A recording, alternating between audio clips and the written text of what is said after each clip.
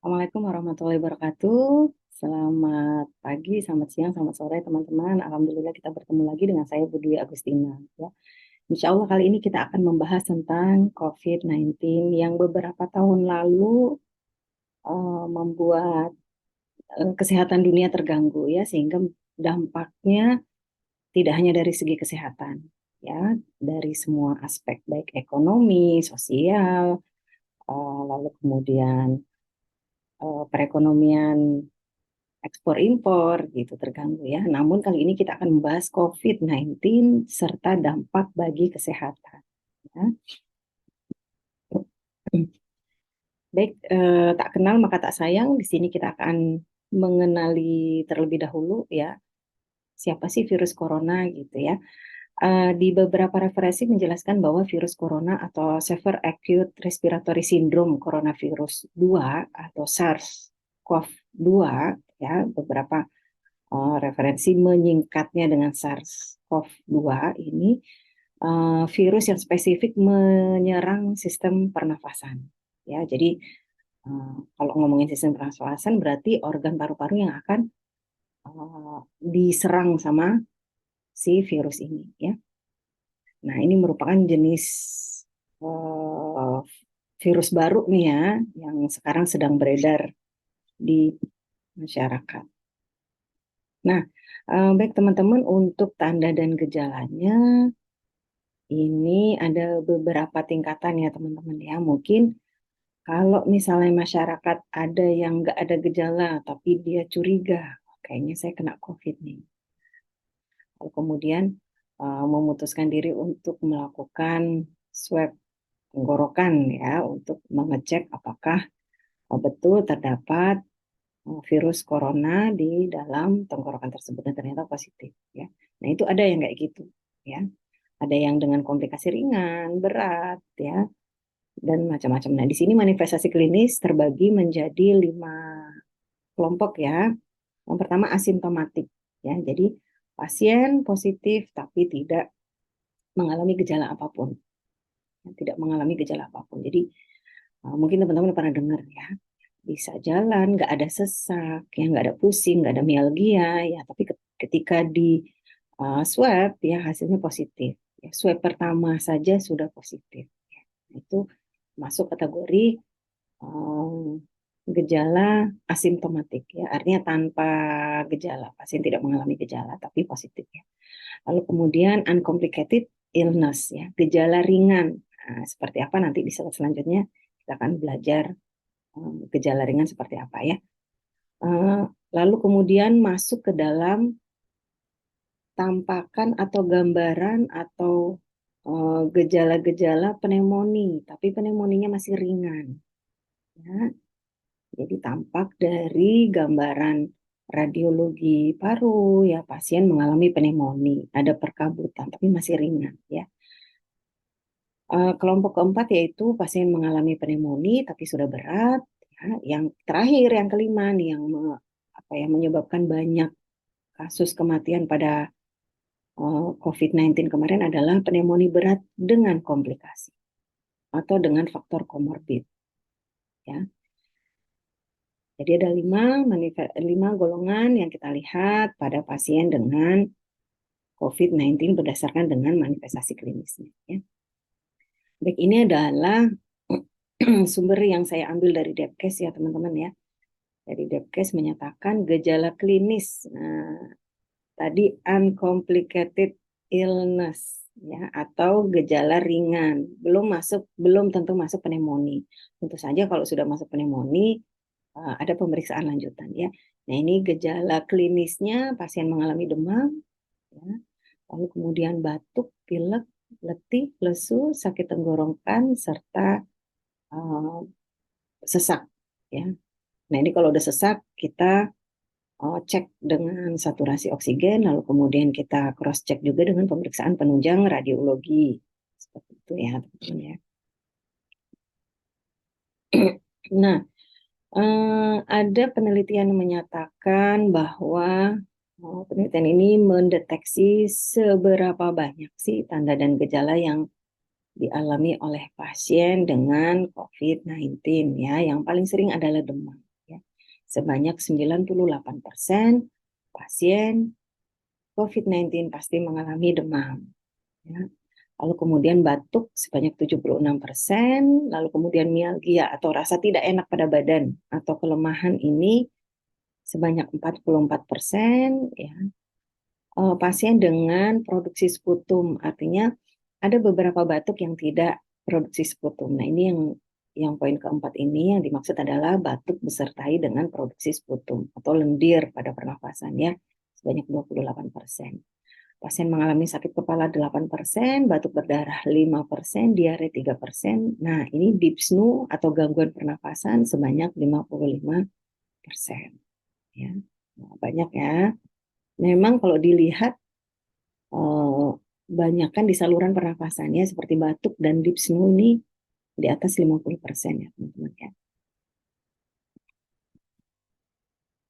Nah, penularannya lewat mana? Penularannya ini tentu pasti lewat droplet. Ya, tentu pasti lewat droplet. Ini sudah apa namanya diteliti oleh puluhan bahkan ratusan penelitian ya, memang penularan dari manusia ke manusia melalui droplet. Dan kontak dengan virus, kemudian virus akan masuk ke dalam mukosa yang terbuka. Ya, mukosa yang terbuka bisa mulut, tenggorokan, hidung. Nah, ini makanya penggunaan masker tidak hanya menutupi mulut saja ya, tapi juga menutupi hidung, ya, serta mukosa mata juga bisa. Ya, makanya tenaga kesehatan pada saat merawat pasien dengan COVID wajib menggunakan Google. Baik, patofisiologinya ya.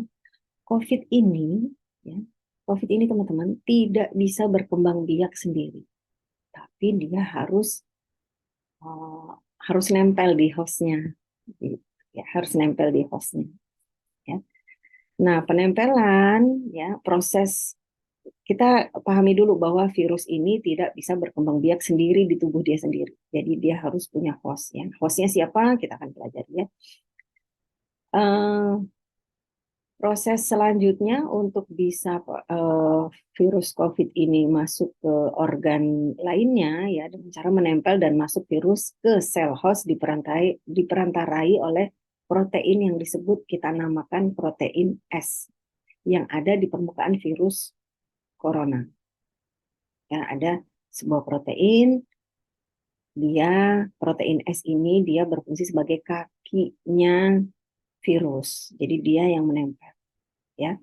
Nah, pada penelitian kasus COVID-19 ini ya, diteliti ternyata teman-teman siapakah host itu ya.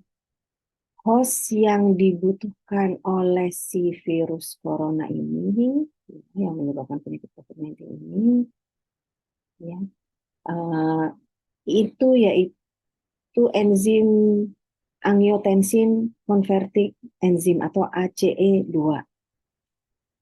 Oh enggak teman-teman, ACE2 itu ada di mana? Ternyata ACE2 itu ada di banyak tempat di dalam tubuh manusia. Jadi hostnya siapa? Hostnya S2. Ya. S2 itu ada di mana, Bu? Paham. Dari hasil penelitian ternyata, aduh, mengerikan sekali ya. Gimana sih COVID ini tidak bisa berkembang biak cepat ya? Ternyata hostnya itu bisa ditemukan di mana saja. Bisa di mukosa oral, atau mukosa mulut, mukosa nasal, atau mukosa hidung, nasofaring, paru, lambung, usus, ya, baik usus halus maupun usus besar. Dan kemudian pada kulit. Nah, di kulit saja bisa menjadi tempat perkembangbiakan virus corona. Lalu di kelenjar timus, di sumsum tulang, di limfa, di hati, di ginjal, di otak, di sel epiter alveolar paru, ya. Lalu kemudian sel enterosit usus, ya, sel endotel arteri, dan sel otot polos. Nah, ini tempatnya banyak banget ya teman-teman ya. Dari sini kita bisa menyadari bahwa kenapa kemarin itu kok virusnya cepat sekali berkembang biak. Karena dia hanya membutuhkan host yang hostnya sendiri ada di tubuh manusia. Hostnya itu berupa enzim S2. Enzim S2 ada banyak di tubuh manusia. Asal dia nempel di usus halus, bisa berkembang biak. Asal dia nempel di mukosa oral, bisa berkembang biak. Asal dia nempel di kulit pun bisa berkembang biak. Itu menyebabkan kejadian kemarin, virus corona sangat amat cepat berkembang biak. Oke, setelah dia masuk ke host, ngapain ini virus? Virus ini melakukan translasi replika genetik dari RNA genom virus corona. Setelah dia nyaman, berada di host ya, hostnya tadi enzim S2, baru dia melakukan perkembangbiakan dengan cara replika RNA yang dia punya. Sehingga menjadi RNA-nya lebih banyak, tidak hanya satu. Ketika RNA-nya sudah direplika, ya RNA baru ini akan merakit dan merilis virus baru. Cepat banget ya, begitu gampang ya untuk membuat melahirkan virus yang baru ya. Lalu kemudian melakukan replikasi dari sel epitel saluran nafas atas melalui siklus hidup si virus corona itu ya. Nah, sudah dirilis oleh si virus lama, ya virus baru dirilis, virus baru ini akan menempel di sel epitel saluran pernafasan. Memang sasarannya di sana. Nah ini masa inkubasinya berapa lama sih? Masa inkubasi virus sampai munculnya penyakit atau tanda dan gejala sekitar 3-7 hari. Nah, kemarin ada beberapa masyarakat yang menyatakan diri untuk ngecek ya. Wah, saya kemarin baru ketemu dengan pasien yang ternyata positif COVID. Saya mau cek dong. Biasanya ini kita tahan dulu. Kita tahan dulu sampai masa inkubasi untuk melihat jumlah virus corona untuk bisa kita deteksi. Seperti itu ya. Jadi kalau misalkan virusnya dikit tidak bisa terdeteksi. Alat cek ini juga berbagai macam merek, berbagai macam kemampuan untuk mendeteksi jumlah virus corona yang ada di tubuh pasien ya. Ada yang membutuhkan virusnya banyak baru terdeteksi, ada yang hanya virusnya sedikit sudah bisa terdeteksi. Baik, itu tanda dan gejala, kita masuk ke kategori diagnosis. Nah, ketika pasien sudah menyatakan, oh saya demam, oh saya kayaknya kena COVID gitu ya. Ada beberapa yang perlu kita cross check nih teman-teman ya. Ternyata penggolongan pasien ya itu ada 4 ya. Ada pasien suspek COVID, ada pasien dengan probable, ada pasien terkonfirmasi, dan ada pasien yang memiliki riwayat kontak erat dengan pasien yang terkonfirmasi. Ya. Baik, pasien suspek seperti apa sih? Pasien suspek ini adalah pasien yang mengalami minimal 3 gejala umum yang terjadi pada COVID-19, namun belum dilakukan pemeriksaan penunjang spesifik, yaitu swab virus COVID. Jadi misalnya pasien datang dengan keluhan demam, batuk, pilek, nyeri tenggorokan, mialgia. Tapi belum dilakukan pemeriksaan penunjang swab. Maka itu kita masukkan ke dalam kategori suspek. Ya. Untuk selanjutnya gimana? Untuk selanjutnya tentu saja pasti kita arahkan untuk pasien untuk melakukan pemeriksaan penunjang spesifik pada kasus COVID-19. Lalu kemudian kategori pasien dengan probable COVID-19. Seperti apa sih ini? Ini kasusnya adalah pasien sudah dalam kondisi meninggal. Sudah dalam kondisi meninggal, namun dari hasil anamnesa keluarga atau saksi ya menyatakan bahwa pasien ini memiliki gejala demam, batuk pilek, pernah terpapar dengan keluarganya ada yang sedang dirawat karena COVID. Nah, ini ya, tapi pasiennya sudah meninggal. Ini masuk kategori diagnosis pasien probable. Jelas ya. Lalu kemudian konfirmasi ya. Konfirmasi ini ketika pasien sudah punya pemeriksaan penunjang spesifik berupa swab COVID ini dengan hasil positif. Pemeriksaan pertama sudah dengan hasil positif ini, kita masukkan kategori pasien dengan terkonfirmasi COVID-19. Nah, adapun pembagian pada diagnosis pasien terkonfirmasi COVID ini ada dua, yaitu dengan gejala dan tanpa gejala. Sebelumnya kan kita sudah belajar ya bahwa ada COVID yang bersifat asimptomatik tanpa gejala, tapi dia hasil swabnya positif. Ini masuk kategori terkonfirmasi tanpa gejala. Kalau misalkan pasiennya kental gejalanya, demam, batuk, pilek, kemudian ini masuk kategori diagnosis pasien terkonfirmasi COVID-19 dengan gejala. Lalu kemudian kategori lainnya adalah kontak erat. Kontak erat ini minimal 2 minggu sebelumnya pasien pernah berpapasan, apakah itu salaman, apakah itu ngobrol kurang dari 1 meter ya, kontak lah, melakukan komunikasi tanpa menggunakan masker. Ini dengan pasien yang sudah terkonfirmasi positif. Nah, ini kita masukkan kategori kontak. Namun pasien kategori kontak erat ini tidak dilakukan pemeriksaan penunjang swab COVID-19. Nah, jadi kalau misalkan dia dilakukan pemeriksaan penunjang spesifik COVID-19, nah ini masuk ke dalam kategori terkonfirmasi. Tapi kalau pasien ini tidak melakukan swab COVID-19 ya, tapi punya riwayat kontak erat, masuk kategori diagnosis kontak erat. Kontak erat sendiri, kalau misalnya pasien tidak ada gejala, ya tetap kita isolasikan.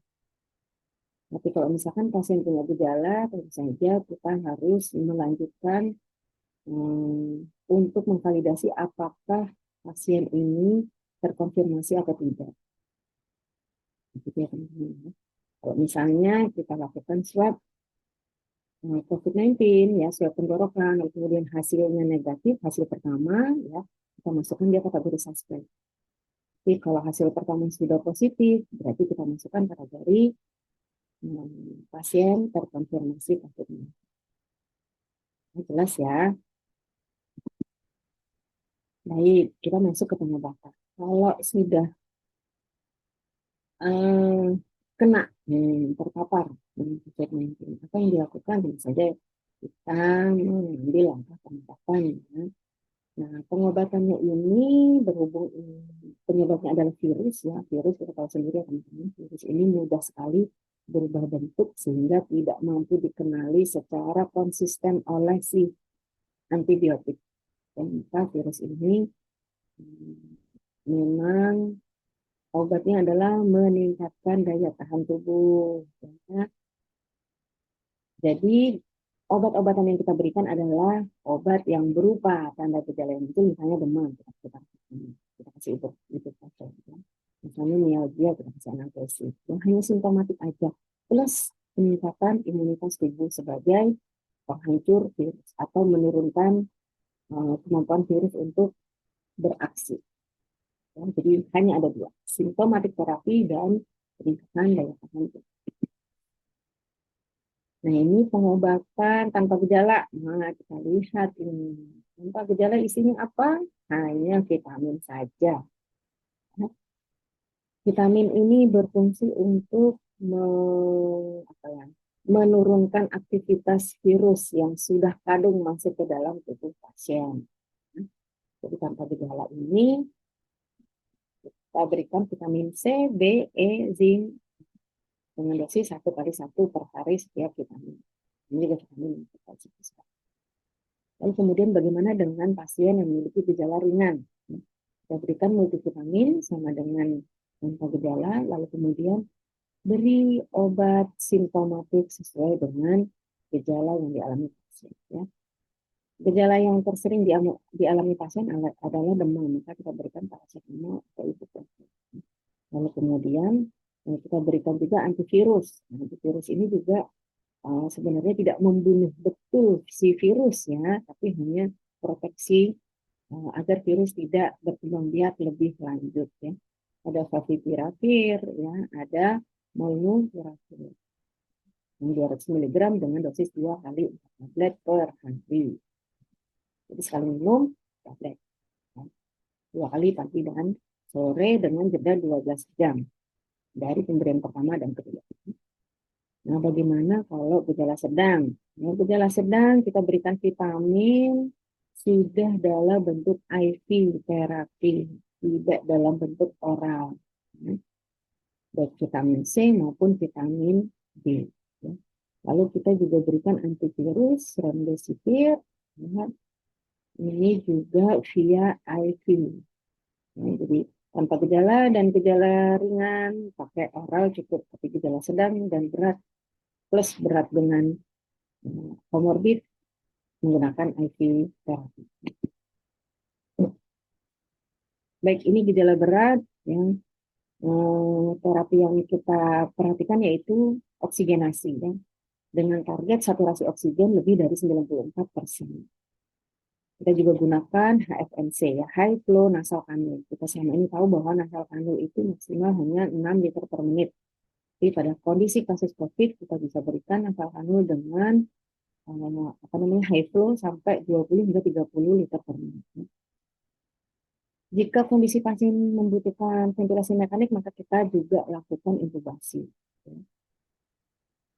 Kita juga menerapkan atau memberikan terapi oksigenasi dengan ECMO, yaitu extracorporeal membrane oksigenasi. Ya.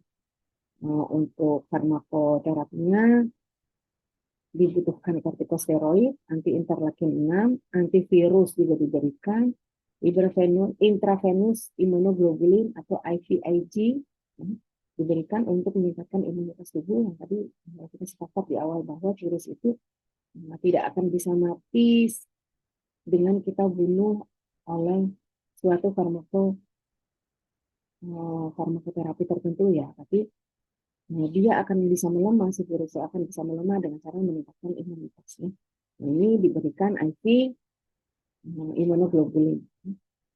Lalu kemudian vitamin, tetap C, D, D, serta pengobatan komorbid. Nah, pengobatan komorbid ini berbeda-beda tergantung dari kondisi pasien. Pasien punya komorbid DM, maka kita beri antidiabetik. Pasien punya komorbid hipertensi, kita berikan antihipertensi. Tergantung dari jenis komorbid. Yang berbahaya adalah pasien yang memiliki komorbid di paru-paru dalam bentuk PPOK, asma. Ini yang membuat pasien ini sukar untuk bertahan hidup karena memang yang diserang COVID ini paru-paru, sedangkan pasien ini sudah punya masalah di paru-paru. Baik, kita masuk ke dampak COVID. Bu, kalau misalnya sudah kena COVID, apakah bisa sehat dengan sempurna? Biasa pertanyaan pasien yang pernah terpapar dengan COVID seperti itu. Ya. Nah, apakah bisa sehat seperti sempurna? Tentu saja secara organik, terutama di paru-paru, organ paru-paru tidak bisa kembali seperti semula. Ya.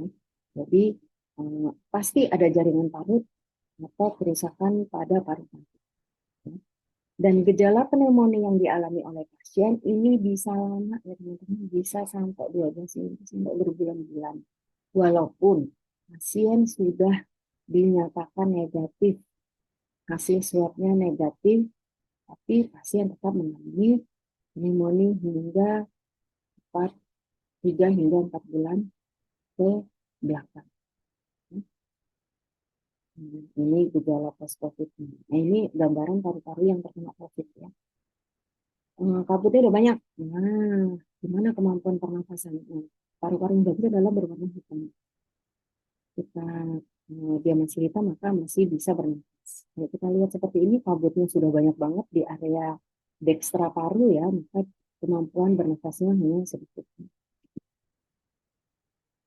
Nah, ini dampak post-COVID yang masih bisa dirasakan oleh pasien walaupun sudah dinyatakan negatif.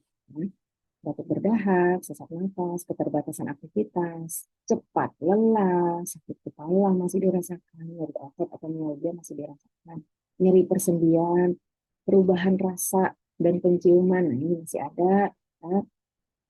Anosmia, ya, perubahan mood ada, yang nyeri dada, nyeri tenggorokan, adanya kelainan pada hasil pemeriksaan penunjang radiologi.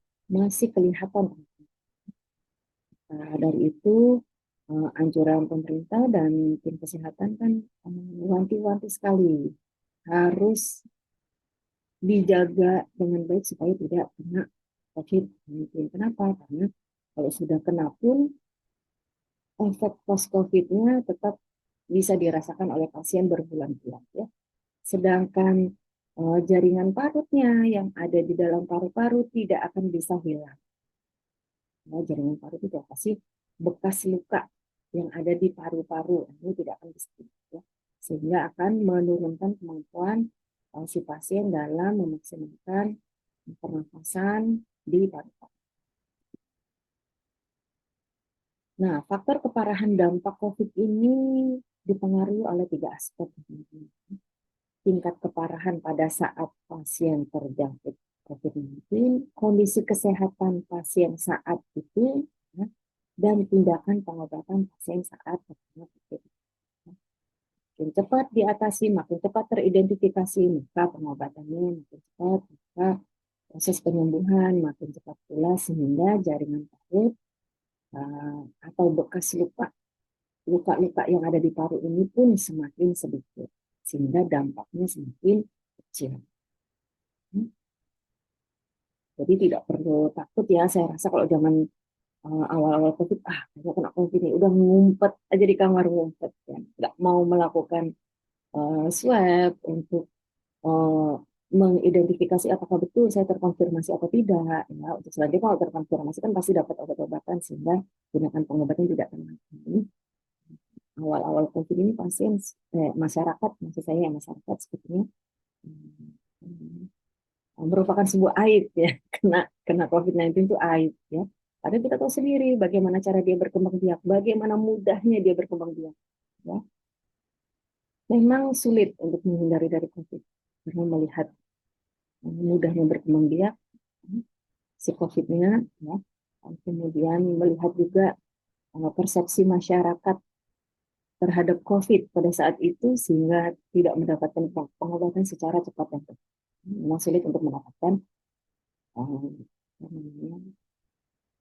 bebas dari COVID. Apalagi buat tenaga medis.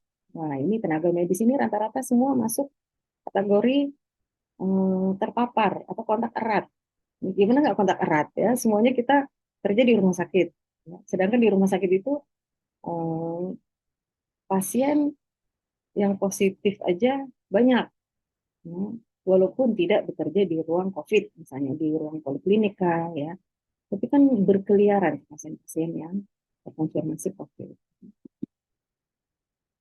Nah, pencegahan penularannya ya, saya rasa ini sudah dipromosikan sekali oleh pemerintah Indonesia melalui bidang kesehatan ya, Departemen Kesehatan. Ya. Mencuci tangan, hindari mengecek mata, hidung, dan mulut. Nah, ini mukosa yang ada enzim S2-nya yang bisa menjadi hostnya si virus ya.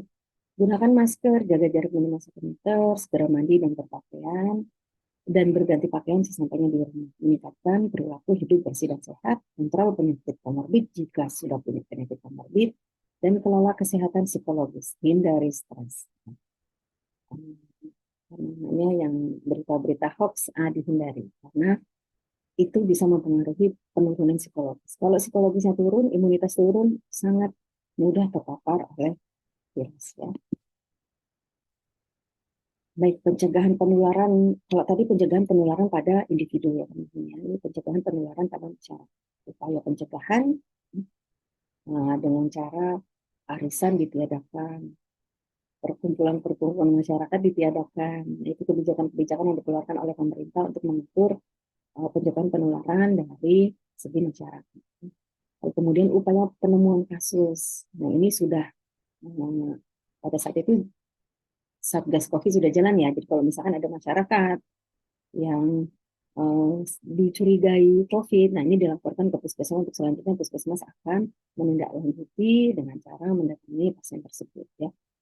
Dan bersifat fast respon. Ya diharapkan masyarakat berperilaku fast respon terhadap perubahan-perubahan kesehatan, terutama penurunan kesehatan dan terpaparnya virus COVID ini di salah satu masyarakat. Nah, tata laksana 5M, mencuci tangan, menggunakan masker, menjaga jarak, menjauhi kerumunan, dan mengurangi aktivitas. Ini sudah wajib 5M. Bu, bagaimana dengan sekarang? Ya, oke, sekarang sudah dikeluarkan dari pemerintah bahwa karena sudah tidak menggunakan masker, nggak apa-apa. Ya, ini tata laksana COVID-19 pada saat kemarin. Ya. Oke, ini quote dari saya bahwa sesungguhnya masker itu bukan lagi pilihan. Masker itu suatu keharusan. Bagi tenaga kesehatan, teman-teman nanti kan bakal jadi tenaga kesehatan, bakal berpapasan dengan pasien di rumah sakit, walaupun masih dalam kondisi praktek pun ya, masker bukan lagi pilihan, tapi keharusan untuk kita gunakan. Baik itu saja dari saya, teman-teman. Semoga materi ini bisa membuka lebar wawasan kita bagaimana dampak post-COVID. Tidak menutup kemungkinan nanti teman-teman akan merawat pasien dengan kasus pneumonia lebih banyak karena dampak dari COVID-19 yang terjadi 2 tahun sebelumnya. Terbanyak lagi, teman-teman memahami tentang pneumonia, ya, terapi seperti apa, oksigenasinya, lalu kemudian farmakoterapinya seperti apa terkait dengan pasien pneumonia. Begitu saja dari saya, teman-teman. Silahkan teman-teman bisa men-share ya, men-share materi ini. Sejatinya materi ini untuk mahasiswa keperawatan, tapi bisa untuk masyarakat umum supaya kita tahu dampak dari COVID itu seperti apa. Ya, jadi kalau misalkan sekarang ada keluhan, sesak segala macam, oh iya dulu saya pernah punya COVID sehingga paru-paru saya memang kondisinya sudah pernah rusak. Ya, seperti itu. Itu saja, mohon maaf jika ada kesalahan dalam pertemuan kali ini. Silahkan teman-teman absen dengan cara memberikan komen ya di link komen di YouTube ya. Terima kasih. Wassalamualaikum warahmatullahi wabarakatuh.